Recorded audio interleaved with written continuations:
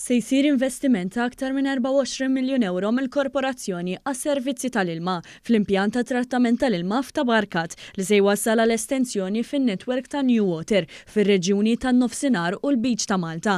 Dan l-investiment se jwassal biex titnaqqas il-pressjoni mill-użu tal-ilma ta' taħt l-art bl-użu mill-ġdid tal-ilma u parti mill-istrateġija tal-ekonomija ċirkolari. Dan ħabbar waqt żjara li għamlu fl-impjant il-Ministru għall-Ambjent Mirjam Dalli u s-Segretarju Parlamentari għall-Fondi Ewropej Chris Bonnet. L-investiment se jżgura li l-provista tal-ilma lil bdiewa tkun waħda iżjed sostenibbli hekk kif qed ikun smat li aktar minn 350 bidwi jibbenefikaw minn din l-estensjoni l-ġdida. Dan in-netwerk se jkun implementat permezz ta' trinek fil-wiċċ li jkopru 12 kilometru u li jżguraw provista tal-ilma għal dawk li jaħdmu r-raba fiż-żewġ reġjuni. Il-kap eżekuttiv tal-korporazzjoni Karl Cilja qal li permezz ta' dan l-investiment qed ikunu implementati teknoloġija u infrastruttura avvanzati biex jiġi assigurat l-immaniġjar tar-riżorsa tal-ilma.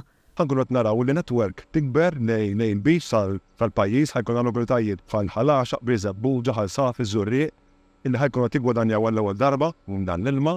Il-Ministru Dalli qalet li dan il-proġett u riflessjoni tal-impenn tal-Gvern lejn futur sostenibbli u anke l-investiment f'ekonomija ħadra. Qegħdin innaqsu il-pressjoni fuq il-groundwater ta' pajjiżna li hija riżorsa tant importanti u b'dan il-mod inkunu qegħdin nagħtu ċans li l-groundwater jirriġenera ruħu. Is-Segretarju Parlamentari Chris Bonnet qal li bis-saħħa tal-fondi Ewropej il-Gvern qed jipprovdi l-infrastruttura meħtieġa għall-iżvilupp tal-agrikoltura.